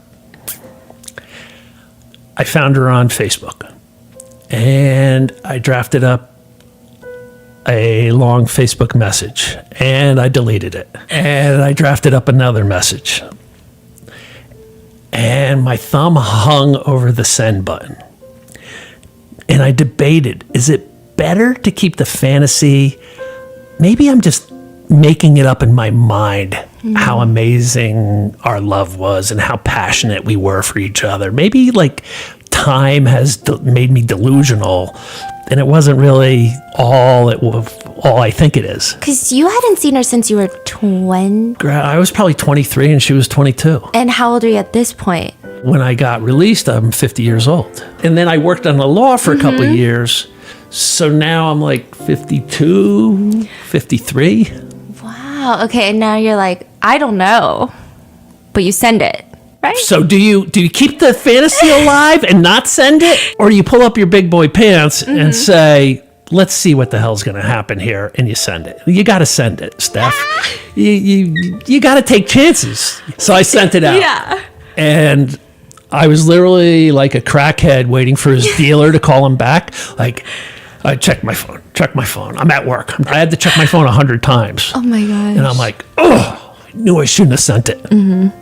And then she replied. And then I replied. And then she replied. And I replied. And she replied. Was it awkward? Was it? No, it instantly started to flow.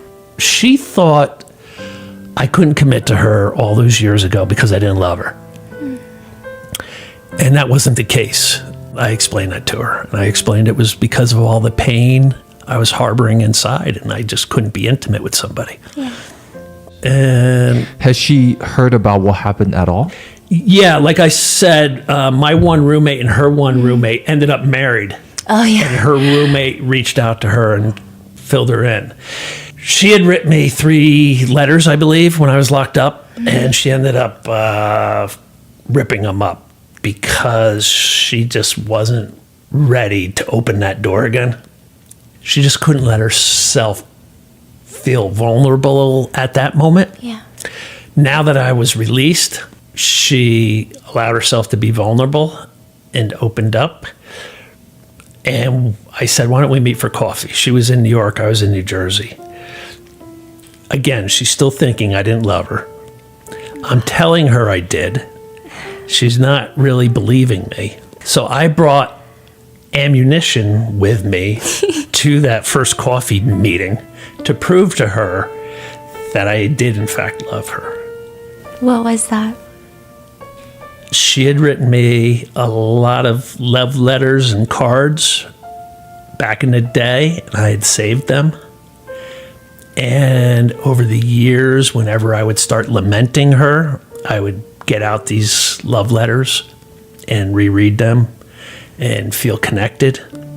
Whenever I would feel a gap between us forming, I would get her love letters out and reread them and get that bond back together.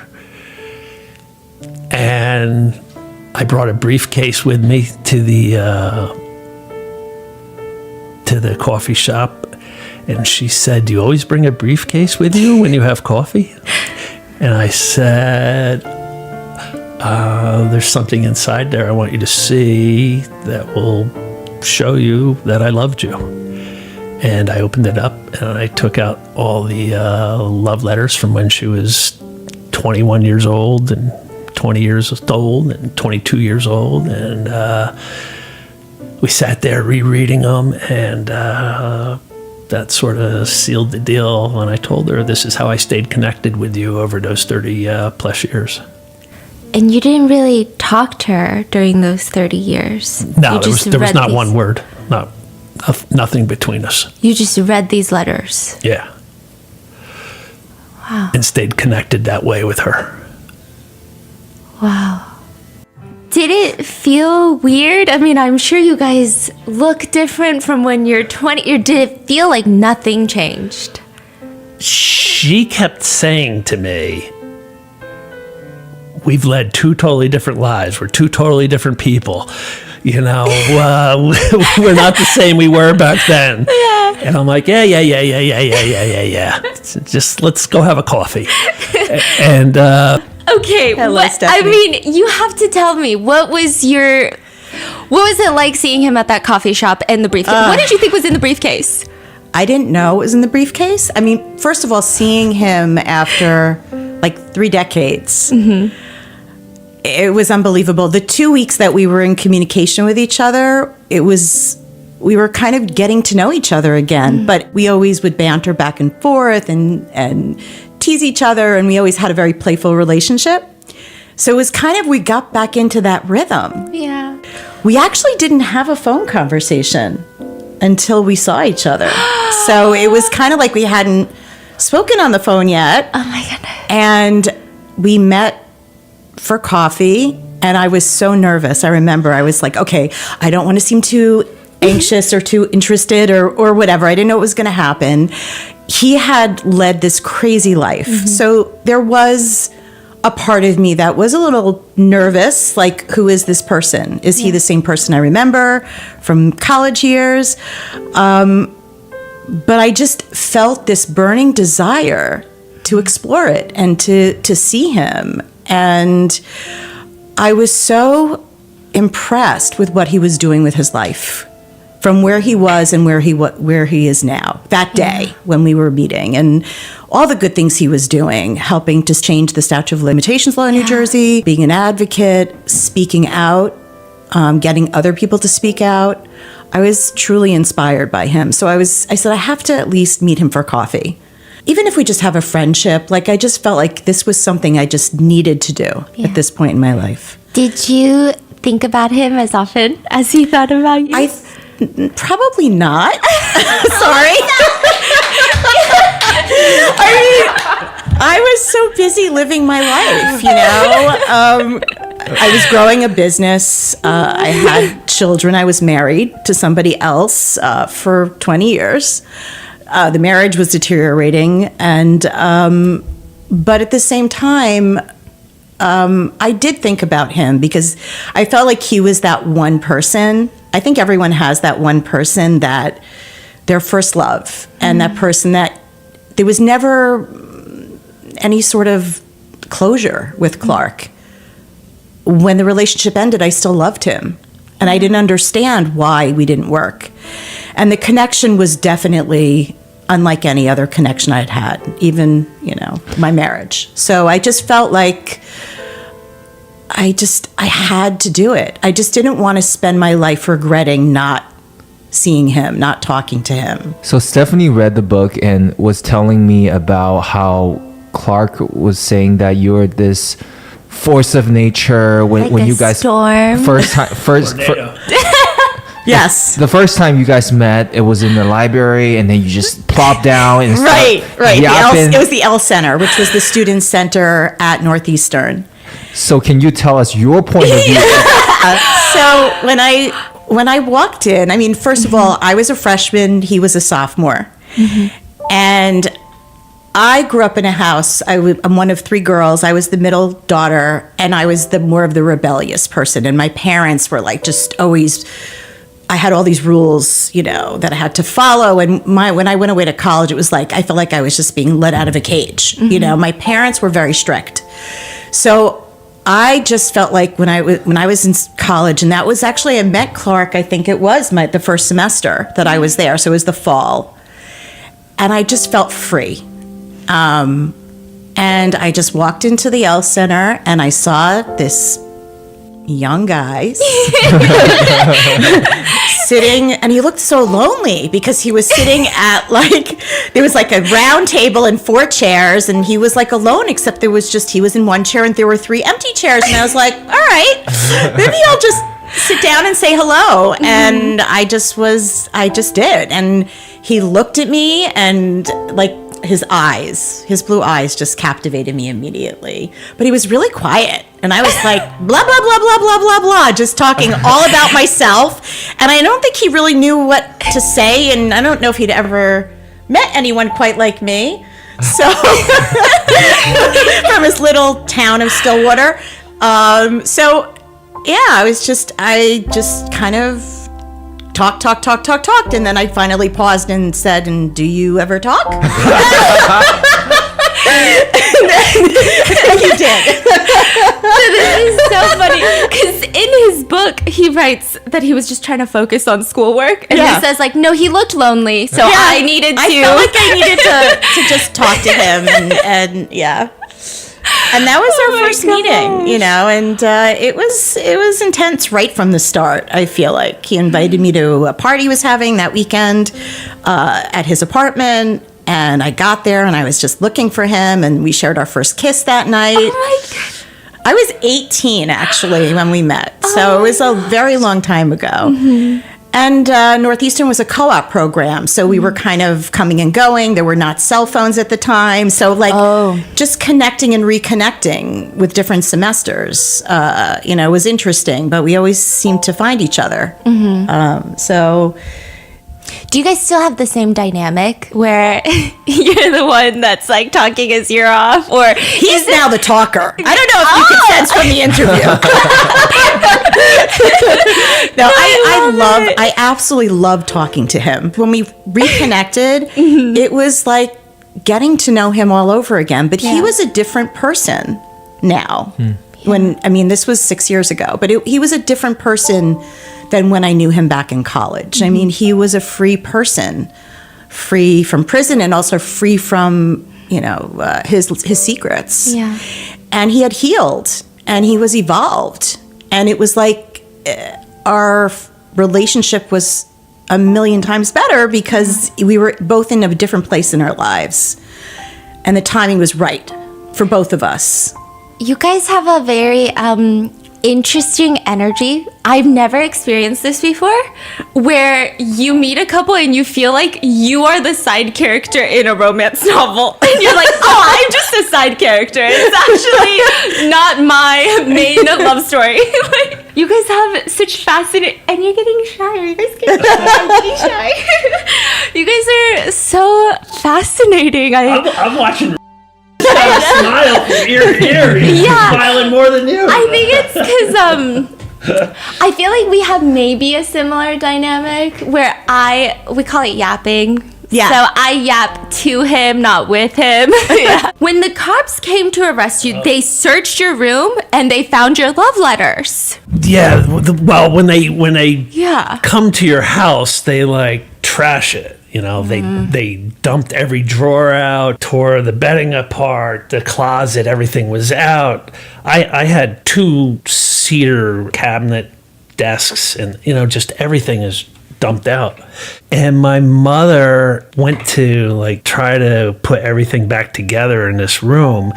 And she came across letters addressed from Lisa and saw the postmark from 1989, 1990, 1991, and she said, what has Clark held on to these for so long? These have to be as valuable as gold to him.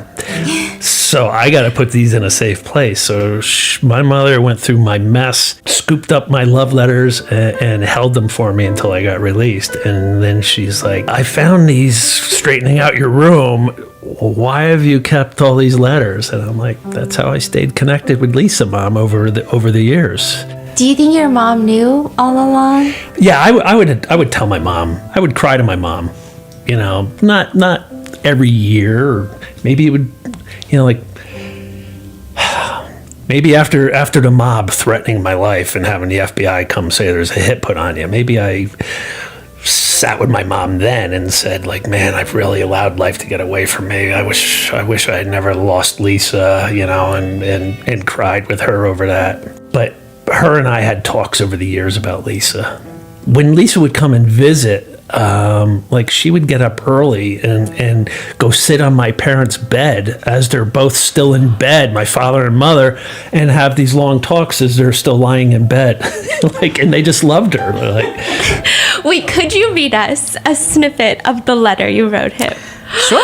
Have you read this since? Oh when my was gosh. the last time? When he first showed me the letters and I started to read them in the coffee shop. Oh my goodness. I started hysterically laughing because reading a letter that you wrote 30 years ago at that point in your life where you're just all hormones, you're like 18, 19, just discovering love. So this letter she got for me, it says, for yesterday's memories, today's love, and tomorrow's dreams, I love you.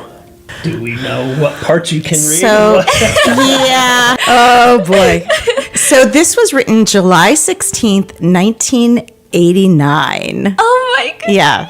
And, when he had these letters, I realized that this is true. you just never could believe someone would be thinking about you for 30 years. But when they take your letters out of a briefcase and show them to you, you're like, they really were thinking about me all this time. Like, no one holds on to letters for 30 years unless that person really meant something incredibly deep to them. So it made it real for me, seeing the letters. So, all right, here we go. Dearest Clark, we've shared so many memories together, both good and not so good ones. I like to remember the good ones because they're the ones that stick out in my mind.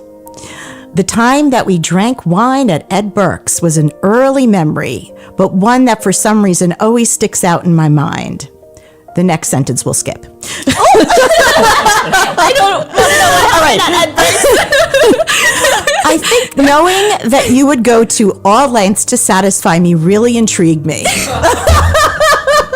All right, that's as risque as we're getting.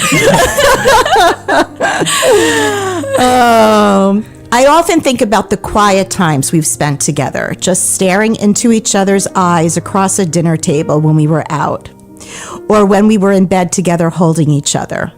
I see something so caring and wonderful about the way you look at me that somehow makes me shake. During times like that, nothing needs to be said because I know what you're saying to me with your eyes. Those romantic times were great, but the wild and crazy times were great as well. Skip the next sentence.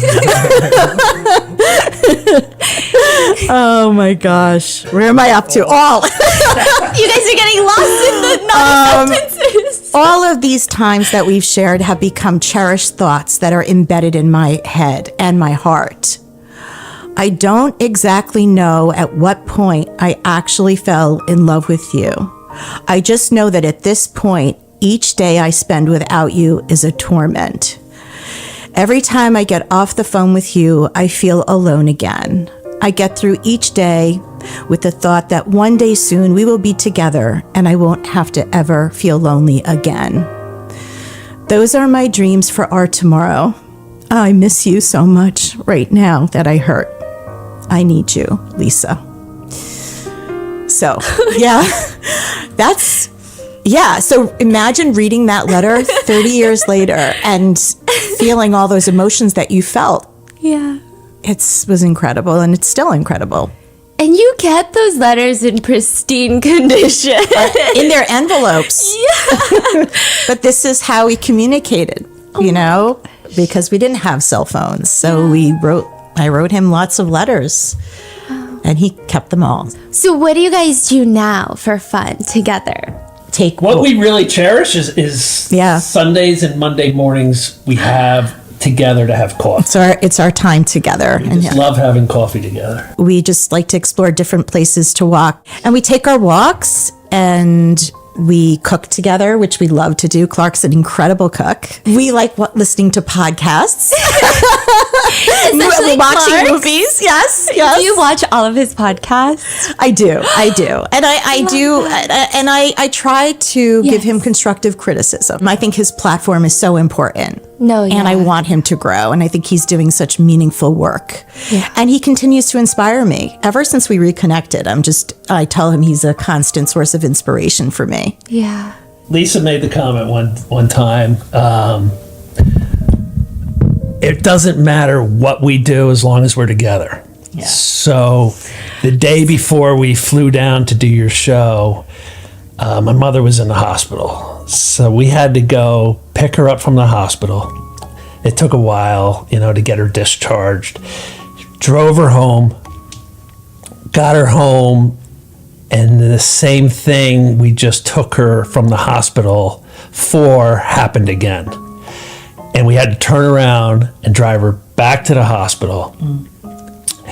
And we met my sister there, and we were there a while. And so it was a really long day. And then eventually we had to leave my mother there.